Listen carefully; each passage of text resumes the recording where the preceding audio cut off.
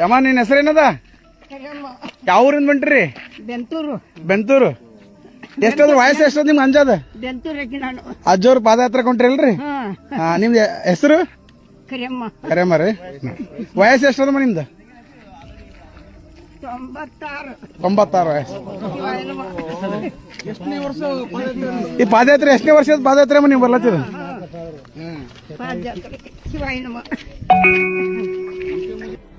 ಅಜ್ಜಿಗೆ ವಯಸ್ಸು ಬಂದ್ಬಿಟ್ಟು 96 ಬೈ.